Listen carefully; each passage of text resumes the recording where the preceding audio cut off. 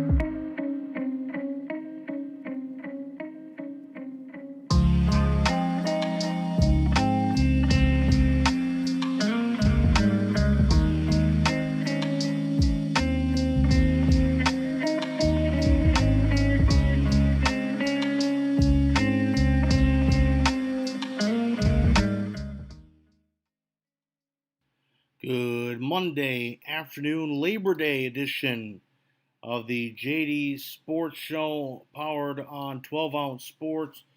Good afternoon to all of you listening in on 12 Ounce Sports, whether you're listening on 12 Ounce Sports Network, Twitter, Facebook, anywhere you may be listening. Welcome in to today's show on this Labor Day. Glad you could be with us. Off last week. Apologize for being away from the show last Monday, but we're back today and we're ready to go on a show filled here at the JD Sports Show. So get ready and let's get going. This past weekend, we got college football. For the first time in 2020, we witnessed what college football and the new norm would be like for college football. It wasn't any huge name team playing. The biggest game is tonight at 8 Eastern, and we'll get to that in a little bit with my prediction. But definitely got some college football finally. For the first time this year, we got to see what college football would be like.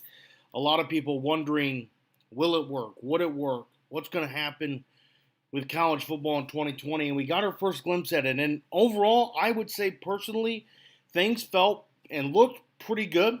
Obviously, time will only tell. Obviously, testing and all that will have to come back, and hopefully, for the sake of college football, it comes back positively.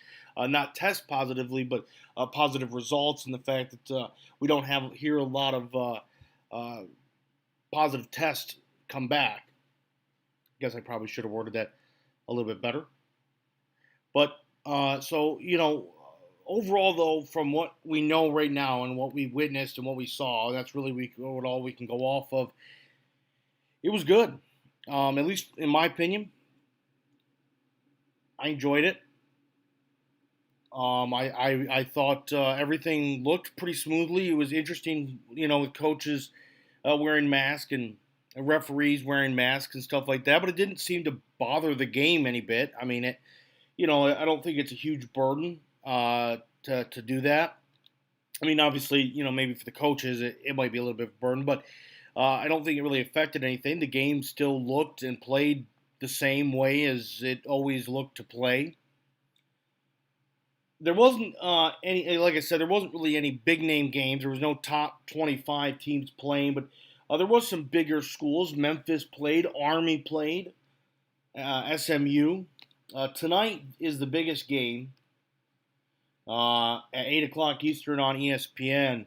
It will be BYU and Navy. That is the biggest game of this week one. And it's going to be on prime time tonight on Labor Day on ESPN. But, I just kind of want to reflect on what I watched a lot of the games this weekend, or Saturday really is when it happened. And I just really took in a lot of games, and I watched as many as I could to just kind of get a feel of what it was going to be like. I was sitting there and I was talking to a buddy. I said, we're going to, in 2 weeks, we're going to find out if the Big Ten and the Pac-12 are either going to look really stupid or really smart. Because if this does not work and it ends up being a disaster for whatever reason, whether that be because it just doesn't work because of COVID reasons or, it just the travel and all that, or if it does work and we don't get a lot of the positive tests and we see that it's working fine and the rules that were put in place seem to be working.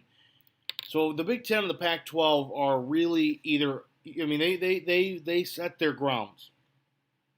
And so now in 2 weeks, and the reason I say 2 weeks is because that will give us a really good feel of if it's going to work or not. 2 weeks gives you an idea of 2 or 3 weeks, maybe 2 or 3 weeks gives you an idea of what, is it going to work or not.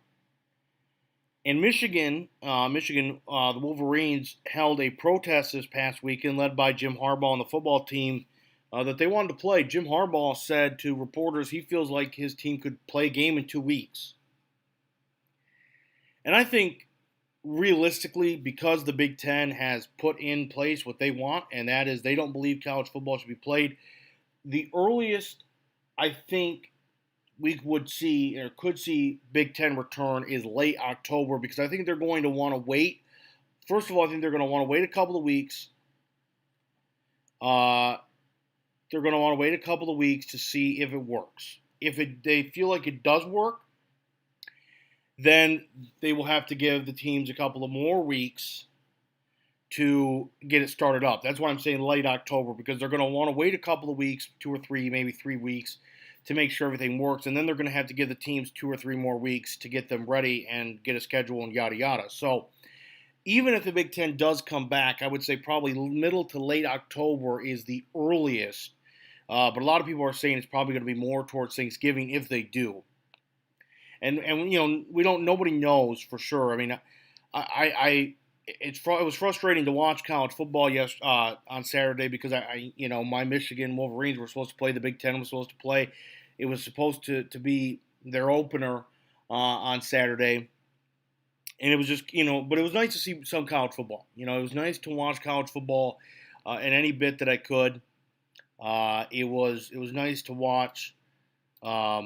It wasn't even big names, a lot of big names, top profile schools, but it was just still nice to watch real live college football that matters and counts. That was really nice to just watch for a little while. And, none of the games were really good. Probably the best game was Arkansas State and Memphis, which was 37-24. Other than that, there wasn't really any, great moments or big close scores. But it just was nice to watch college football again, regardless of that. Next week is when a lot of the next week the ACC schools will start, and then in 2 weeks the SEC schools. So that's really when things will start to get going. But a lot of the top 25 schools will start this Saturday, Clemson included. So we'll see a lot more big name schools in action in week 2, and then everybody that has decided to play will eventually have played their first game by the end of week 3. So we continue to go on, march on, and it's an exciting time because it's nice to have college football back. I hope it works. I do. I don't want it to fail. I know I'm a Big Ten person, but I don't want it to fail. I hope that college football goes well because it gives me something to watch and to talk about. And I love college football. It's one of the best sports. And I hope it works for those kids because I know a lot of them are risking themselves by playing, but also are trying to elevate their game to make it to the next level. And a lot of those kids have put in a lot of hard work to have that opportunity to do so. And so I hope it works out for them and they get that opportunity. There have been a couple of big names. Jamar Chase, a wide receiver from LSU, who's going to be a top 10 pick. He opted out already. Not really surprised. I mean, he's going to be a top 10 pick. He doesn't really need to play. It was a little bit of a surprise because, you wondered if he was going to try to help LSU go back to back, but he decided that he really couldn't elevate his stock anymore. Again, he's a top 10 pick. The only thing he could have really done is hurt his stock. And at that point, it was just, do you want to play or not? And Jamar Chase decided he didn't want to play this year for safety reasons, which you obviously, I think one thing you have to think about as a fan this year, a little bit different, is you can't be mad or blame a young man for opting out. I think that it's easy to sit here and yell and be mad because your favorite team's big player, LSU fans probably, I'm sure, there were some rationals, but I'm sure there were some people who were upset at him for opting out. And I think it's unfair. I think regardless of his draft stock, it's not even about that. If he feels like he's doesn't want to risk his health, you can't blame anybody for that. I think one thing that, and Jim Harbaugh has talked about it too, that the reason he thinks they should play is the players have the choice at the end of the day if they want to play or not. If they don't want to play, if a couple of guys don't want to play, they don't have to. And I think that was a really valid point to think, just because college football is starting doesn't mean everybody's forced to play. You can still have that option to opt out, like Jamar Chase has, as I just mentioned, and any other player that wants to play this year. And we may see some play a couple of weeks and then something happens and they opt out. I don't think there's any doubt that we may see a couple of players do that throughout the college football year, that whether something happens on their campus or on an opposing campus, that they may opt out during the year. But I think it's a little unfair to criticize them. I think at the end of the day, it's still their choice whether they want to play or not, and it depends up to them if they feel safe or not to play. So the last big game of Week 1, well, really the biggest game of Week 1, again tonight on ESPN at 8 p.m. Eastern, is BYU and Navy.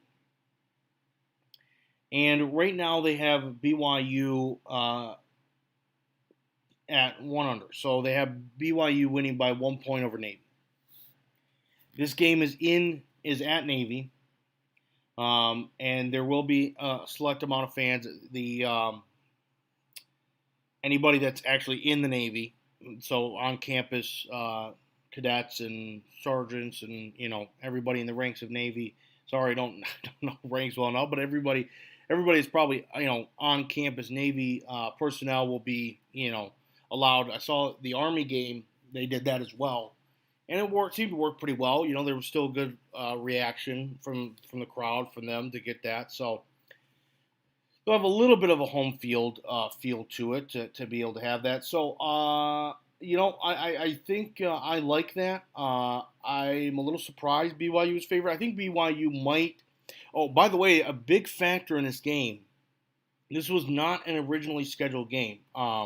This came about recently. This BYU Navy game, and so somebody brought up a good point and saying that it's hard enough to prepare for Navy when you've got to play Navy.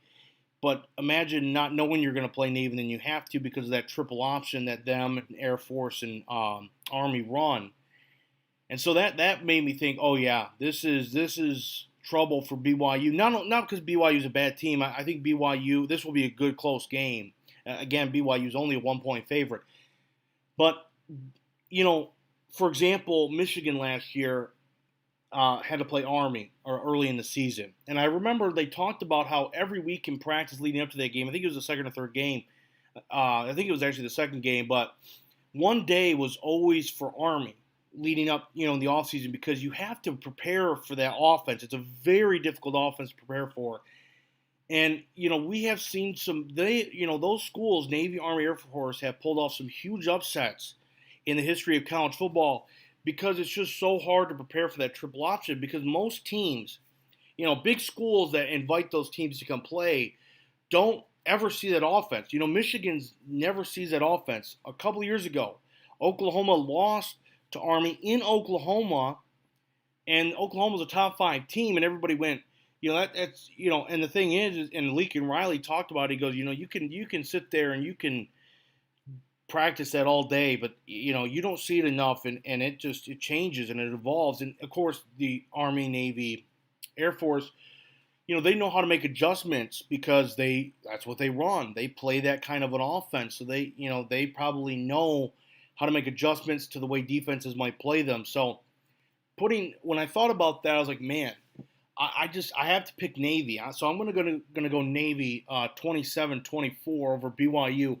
I think Navy, first of all, what they do, and it was so frustrating to watch when Michigan played Army because they just control the ball, right? I mean, if they get a first down, then the drive's going to last another 5-10 minutes because they take so long. And the worst thing that can happen is you get them to 4th and 1 and they get a first down because then you've already played 4 downs and Army, Navy, and Air Force, these triple option teams, if they control the time of possession, if they have the time of possession clock, which normally they do, even when they lose, they normally still win that. But if they win that by a large amount, you're not going to beat them because not only are you having to defend that offense, but now you're having to have your defense on the field even longer.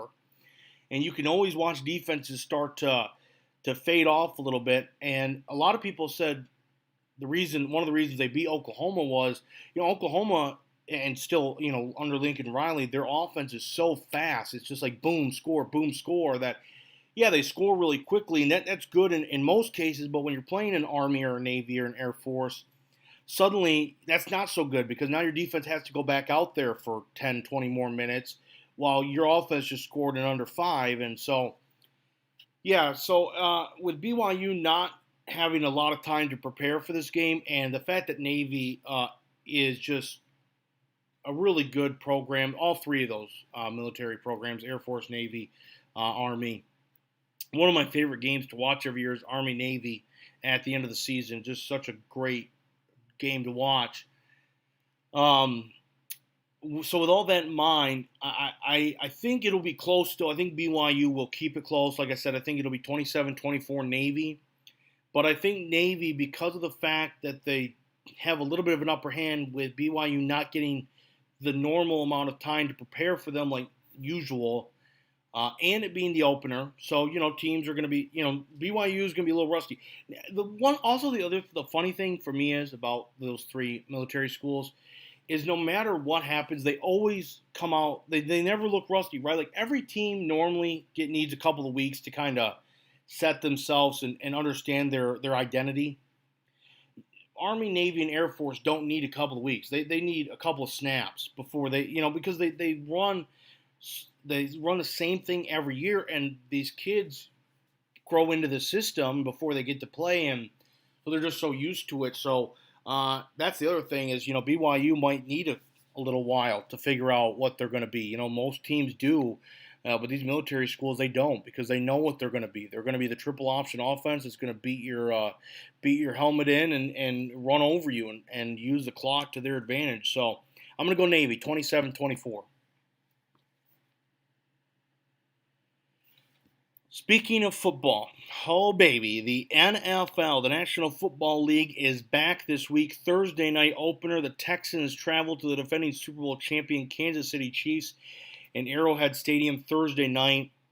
My Detroit Lions take on the Bears on Sunday afternoon. Tom Brady makes his Buccaneers debut with Rob Gronkowski at 4 o'clock against the Saints on Sunday. A lot of really fun matchups. I think the Thursday night matchup might be the most intriguing matchup. But I think that Tampa Bay and New Orleans game might be the one to watch. I'm really excited for that. So let's kind of dig into those games and give you my predictions for week 1 of the NFL. So obviously, if you saw on Twitter, I drafted Patrick Mahomes in my fantasy football league. So I'm hoping the Chiefs do well for many reasons. But also, I think I've said it all along. I think the 2017 class is one of the best draft class of recent memories. Obviously led by Mahomes and Watson, but you also have Christian McCaffrey in there and Dalvin Cook and Alvin Kamara and Kenny Galladay. It just you can go up and down, and that was just the top of the board, right? I mean, that's just the first 2 rounds, and this is the 2 stars of that draft, in my opinion: Deshaun Watson and Patrick Mahomes going at it on Thursday Night Football opener. Of course, a lot of intrigue. There is so much to talk about in this matchup. First of all, for Houston, what will they look like this year? They traded DeAndre Hopkins. Deshaun Watson just signed a huge 4-year extension, $110 million, to stay with Houston.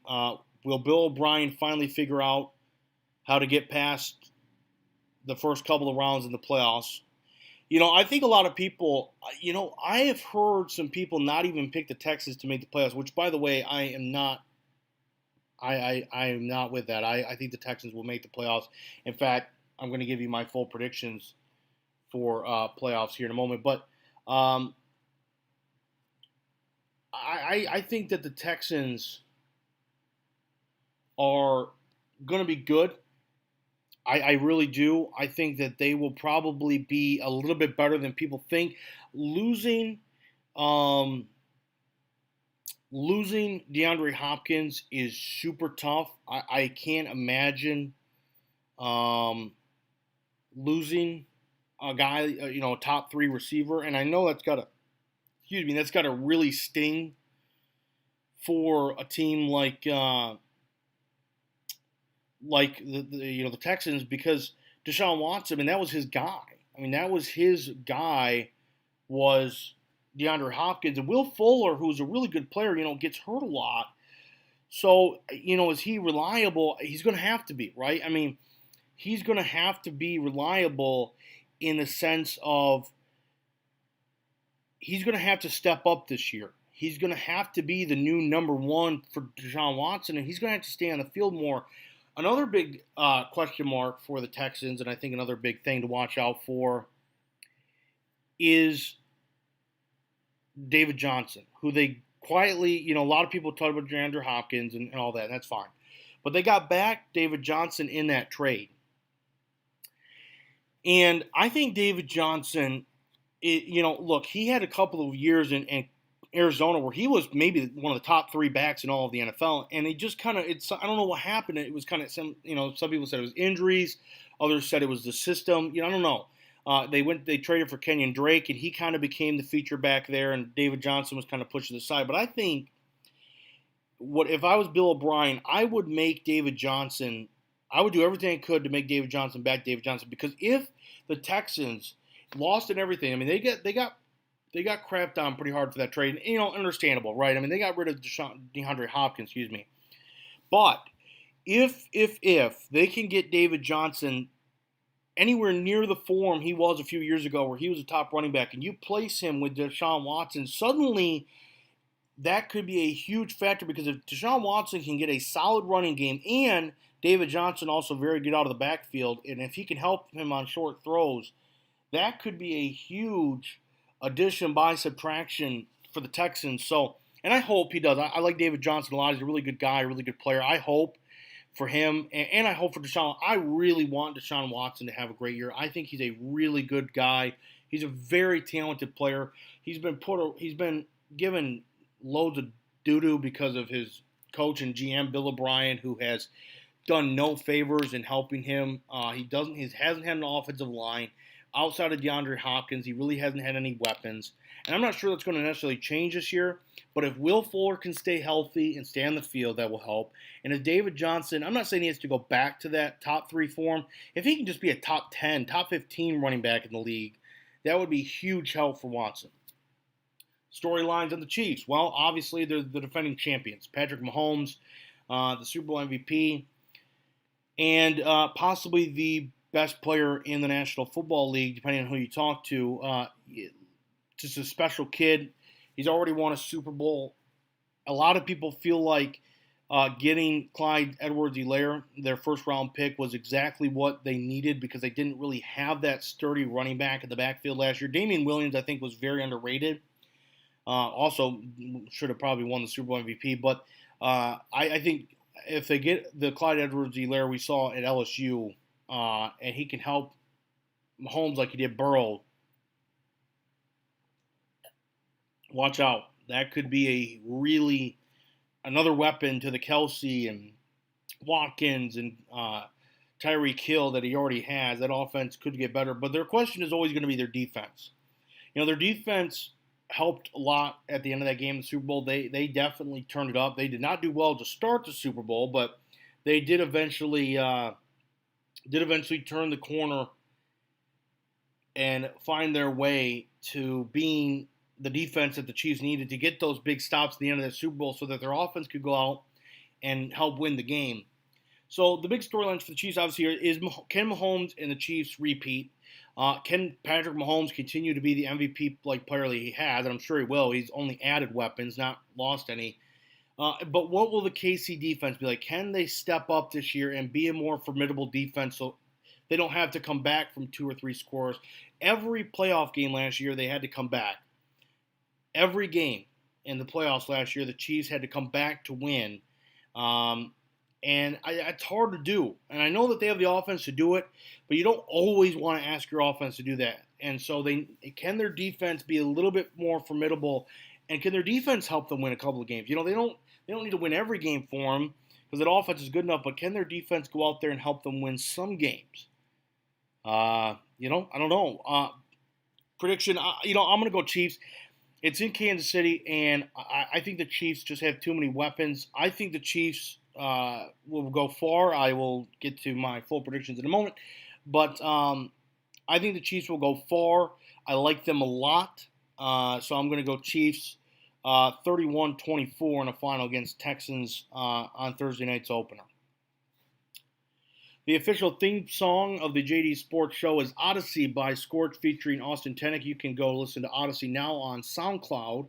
Thanks again to Scorch and Austin Tenick for the official theme song of the JD Sports Show. Thanks to our sponsor, the Fields Golf Course. Make sure to visit their website, thefieldsgolfcourse.com, to book a tee time and for future availabilities. Thefieldsgolfcourse.com and the Fields Golf Course located in Ithaca, Michigan. Just want to take a moment to tell you all about 12 Ounce Sports now that the action is officially back. 12 Ounce Sports is your home for the best live talk shows covering all aspects of the sporting world and live game broadcast. With Zingo TV adding 12 Ounce Sports to the long list of channels, you can catch my show and all other shows on the Zingo TV channel 761. All you got to do is download Zingo TV and use the promo code 120Z. That's 12 ounce when signing up. It's that simple. Be sure to check out our latest blogs and podcasts as well on 12ouncesportsradio.com. Sports are in full swing, and I want to help you take advantage of those sports investments when getting in on the action. 12 Ounce Sports has officially partnered with MyBookie to get you the best deal possible. When you sign up on mybookie.ag, they'll match your first deposit up to $1,000 when you punch in the promo code 12 Ounce Sports. That's 12 Ounce Sports when signing up on mybookie.ag to get your deposit, matched up to $1,000. We're going to take a quick commercial break. When I come back here on the JD Sports Show, I'm going to give you my full predictions on the 2020 NFL season and who I believe will be going and winning the Super Bowl. We'll be right back on the JD Sports Show.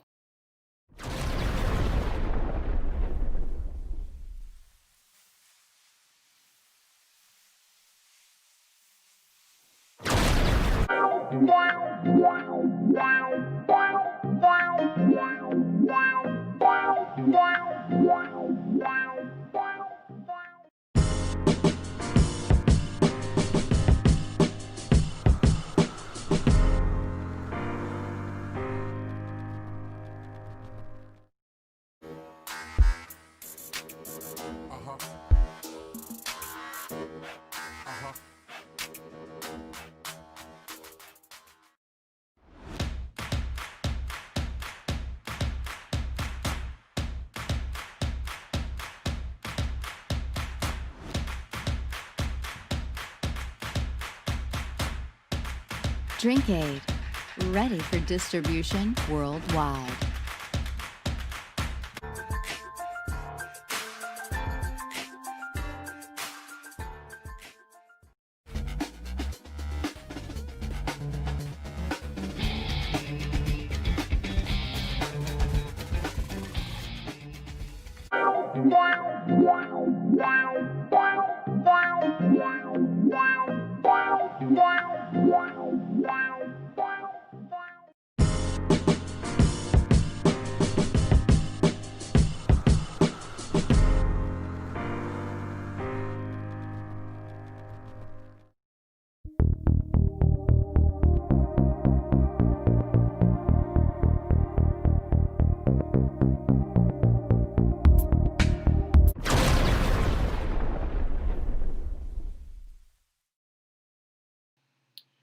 All right, time, and welcome back to the JD Sports Show here on 12 Ounce Sports. Glad to be with you today here on this Labor Day Monday.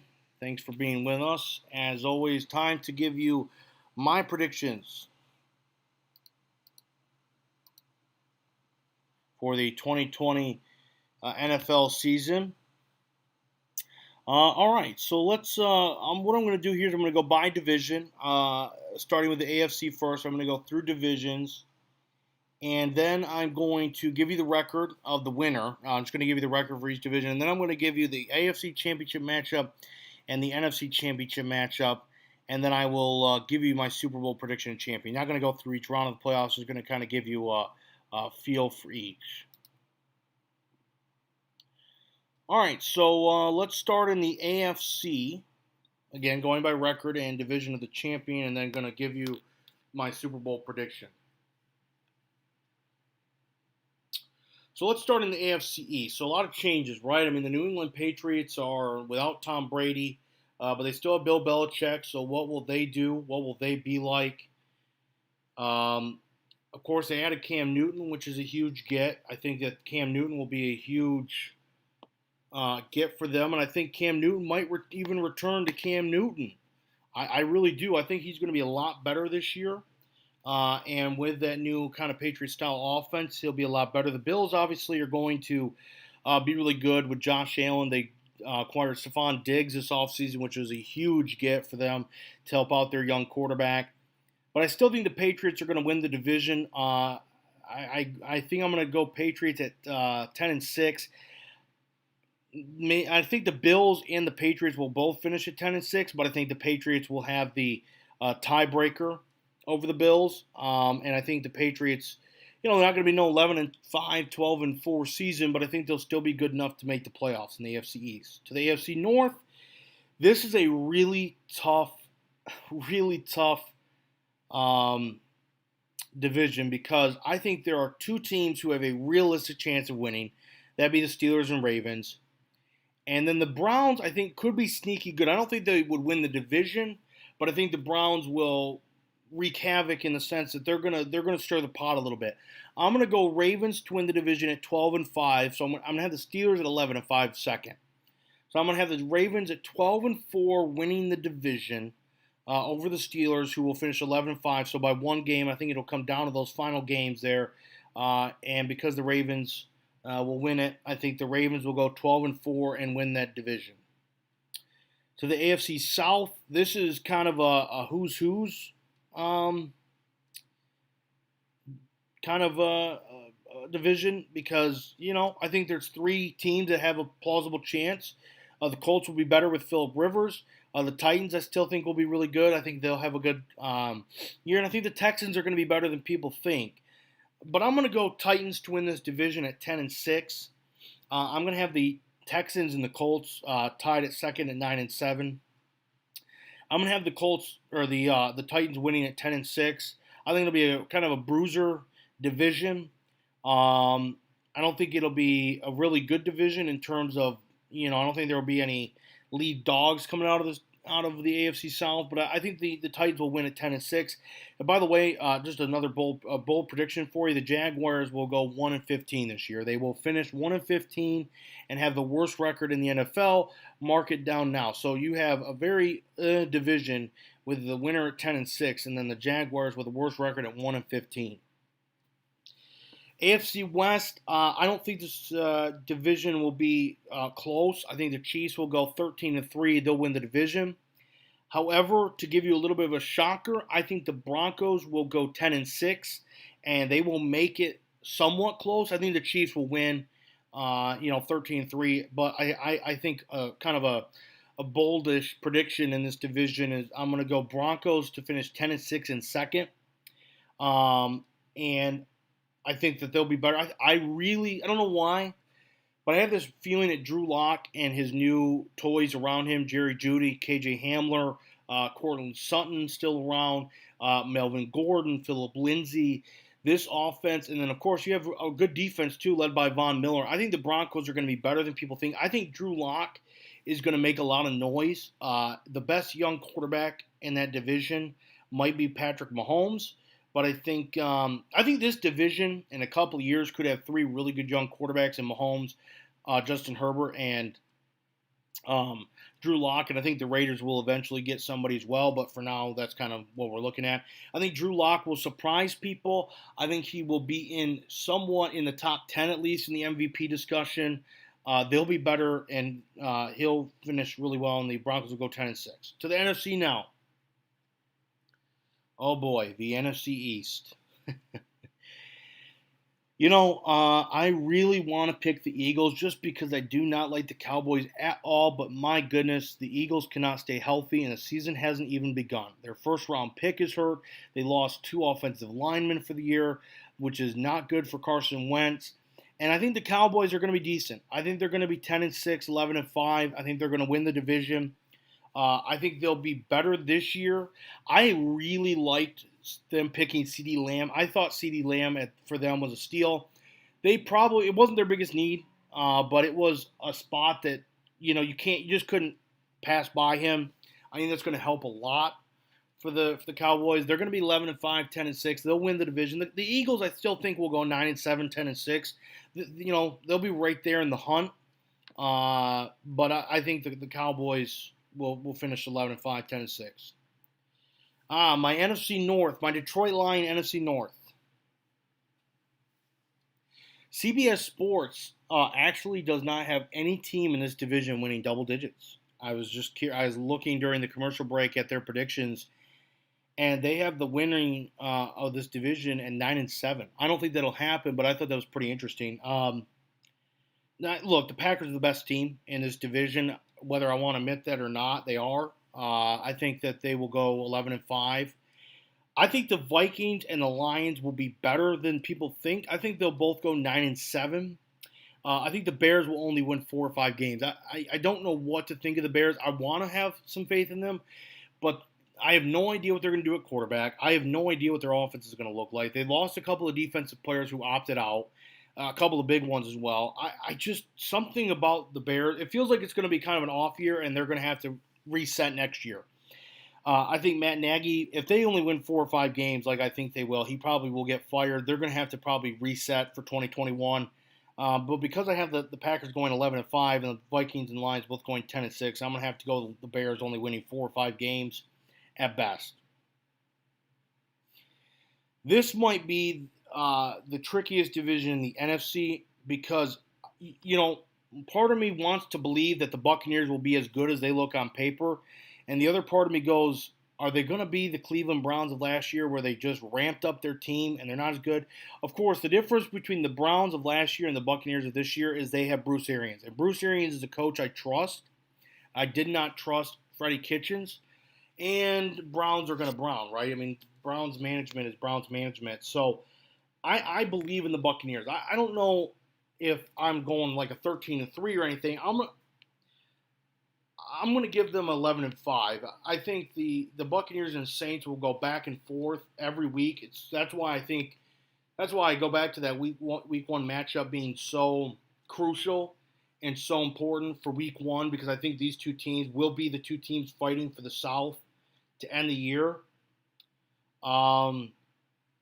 I'm going to go the Buccaneers at 11-5 and the Saints at 10-6, 11-5, right in there as well. But I do have the Buccaneers winning the South. The hardest division in football, not baseball, is the NFC West. hardest division in football in this year is going to be the NFC West. I think all 4 teams have a plausible case that they could make the playoffs. And I don't think there's no other division in football that I could realistically sit there and go, yes, all 4 teams could make the playoffs. Only the NFC West.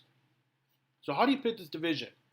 Well, first of all, it's very possible that both wildcard teams come from the West. I would not be shocked at all if both wildcard teams come out of the West. I have this. I'm going to go. Look, at the end of the day, I trust Russell Wilson more than anybody and Pete Carroll. I'm going to go Seahawks at 11-5 to win the division. I like the 49ers, so I think they'll be right there as well. I think they might be at 11-5, 10-6. I like the Cardinals a lot more this year. I think they could go 10-6. I think the Rams are going to be right at 10-6, 9-7. I mean, that is going to be such a clustered group in that division that all 4 of them could win it. I don't know. Any 4 of them could. And all 4 of them could make the playoffs. But I'm going to go Seahawks to win the division at 11-5, 12-4. And then you follow suit. I don't know. I wouldn't be surprised if they all finish, at 9 wins, 10 wins. I really do think all 4 teams could have be over 500. And that's crazy. But I really do. So I'm not going to go through the playoffs necessarily. I'm just going to give you my AFC and NFC championship matchup, my Super Bowl matchup, and my Super Bowl winner. So in the AFC, I'm going to go Chiefs and Ravens. Excuse me. I wanted this last year, and maybe it's just because I want it, but I so want the Chiefs and Ravens in the AFC championship game. I would love nothing more than the 2 of the best young quarterbacks in the entire league to go at it for 4 quarters against each other for a trip on the line to the Super Bowl. I want it and I believe it. Chiefs, Ravens, AFC championship game, NFC championship game.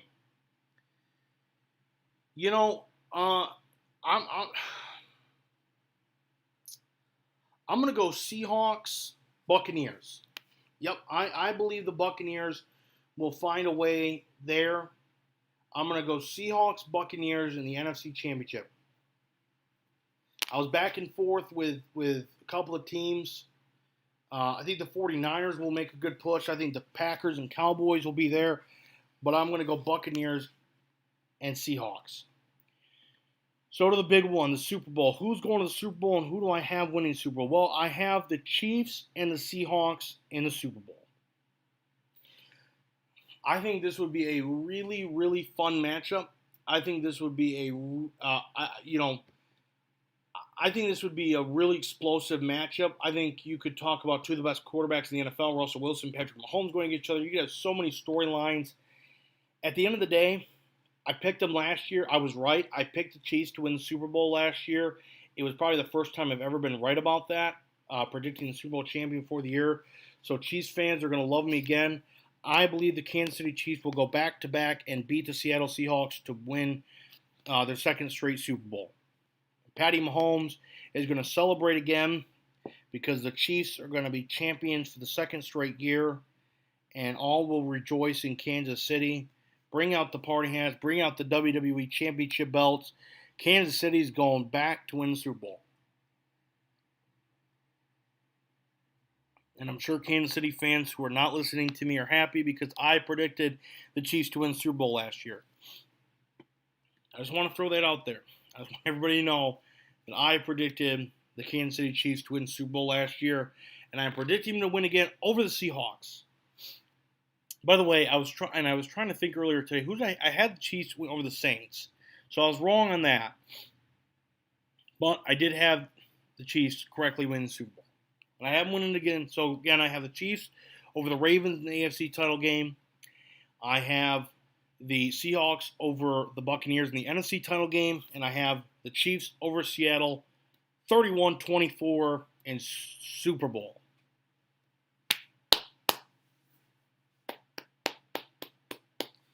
That's me clapping because I'm going to be right again. 2 years in a row. If you disagree with me, tweet me. I'm going to have a poll up after the show. Who do you think will win this year's Super Bowl? I think Chiefs and Ravens have got to be probably the 2 favorites. Seattle Buccaneers probably looming right in that discussion as well. But I'm going Chiefs. Chiefs. I love Andy Reid, by the way. He's one of my favorite coaches in the NFL. Not only was I rooting for the Chiefs in the Super Bowl last year because I picked them, and because I like Patrick Mahomes a lot, but I don't think anybody in the league deserved a ring more than Andy Reid. That guy has been through hell and back. He undeservingly got kicked out of Philadelphia, and those terrible fans kicked him out wrongly. And I wanted him so badly to win a ring, and I knew, and you never know, like, I know Kansas City's going to be back there a few more times, I think, but you never know how many chances you're going to get, so I really wanted Andy Reid and the Chiefs to win last year, and I was so happy. I really just wanted an Andy Reid cam after the Super Bowl, and he's just such a genuinely good guy. I don't think I've ever heard a bad story about Andy Reid, just the person he is as a coach or a person. And so not many people, I think, deserve that more than he did. So I'm very happy for Andy to get that. And I think he's going to get 2. So there you go, Andy. Let's finish the show on the NBA topic. NBA playoffs are in full swing. The Lakers almost went down 2-0. They came back a couple of times to beat the Rockets last night. So they avoid going down 2-0. The Bucks, the Milwaukee Bucks, survived being swept. I had the Bucks. Remember, I did not have the Bucks going to the finals, but I did have them in the Eastern Conference Final. The team I did have going to the finals, the Raptors, they were 0.5 seconds away from going down 3-0 until a shot in the corner sent them 2-1, and now it's 2-2. I said it. I said it blatantly. After that shot that they got to get the series at 2-1, the series was going to completely shift. And Game 4 showed that because they looked like the Raptors that I thought I was going to see in the playoffs. Now the series is tied 2-2. Game 5 tonight on TNT at 6:30 p.m. Raptors, I need you because I have you going to the NBA Finals. You can't bow out before you get to the Eastern Conference Finals.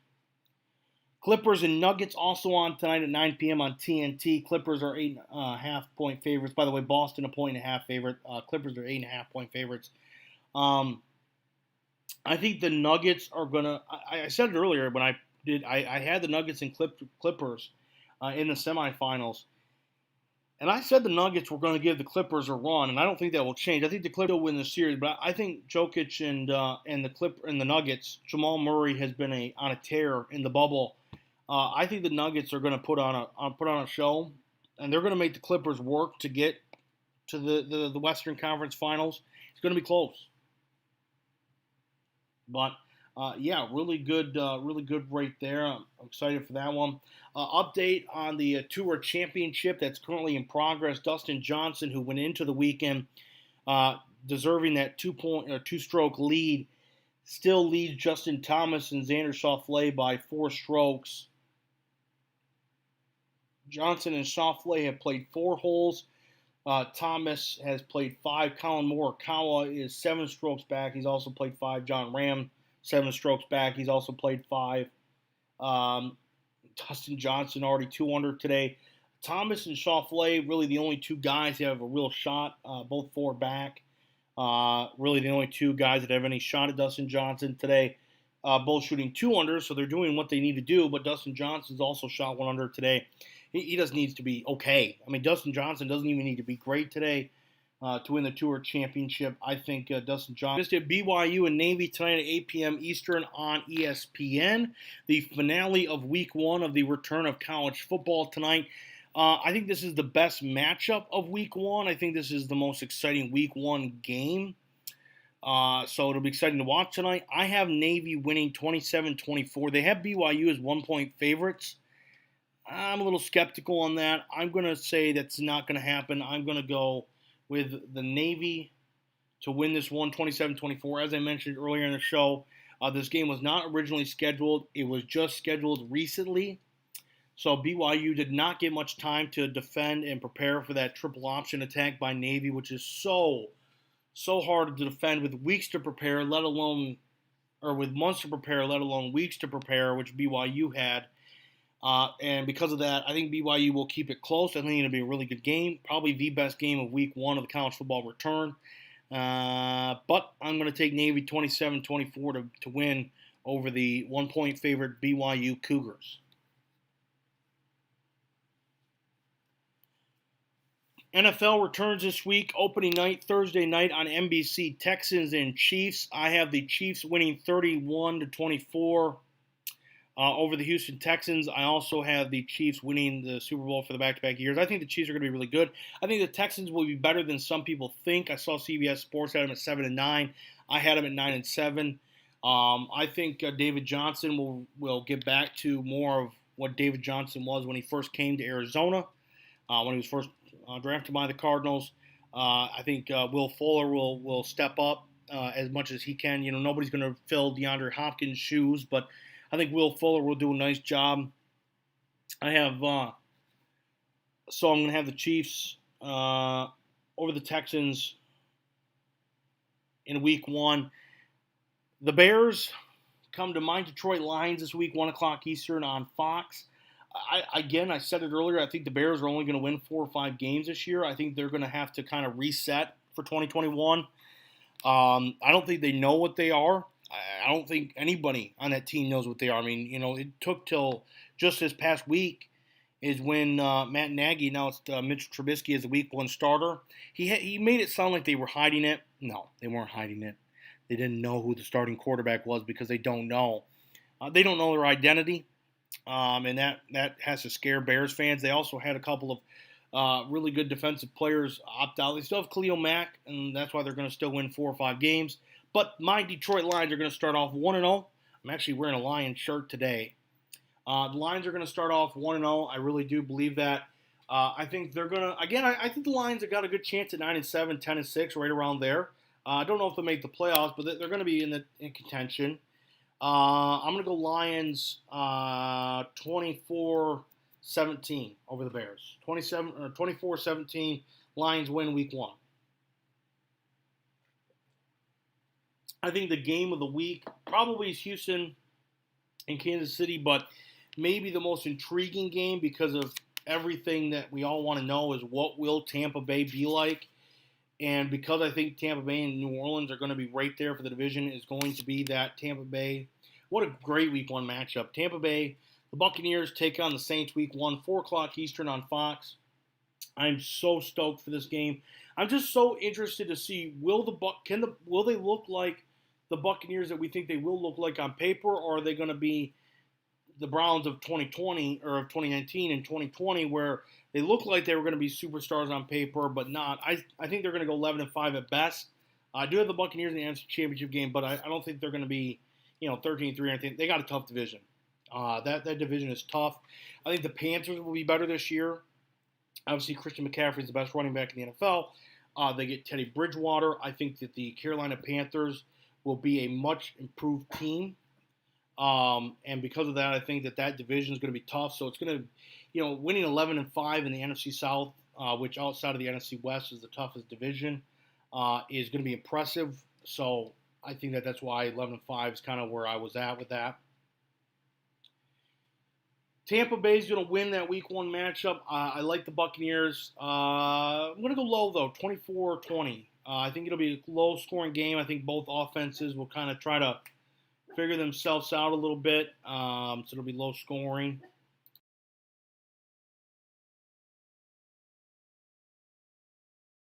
But at the end of the day, I'm going to go Buccaneers. Appreciate you all listening today here on the JD Sports Show. It was great having you again here on this Labor Day Monday. Thank you all for joining us today. Appreciate each and every one of you, whether you listen on Twitter, Facebook, 12-Ounce Sports Network, whatever the case is. Thank you for listening today. We'll see you again next week. Have a great Labor Day. Have a great rest of your week, and we'll see you next Monday.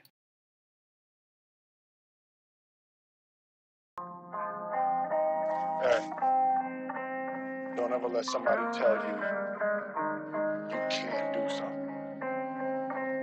You got a dream, you got to protect it. People can't do something themselves. They want to tell you you can't do it. You want something, go get it. Period.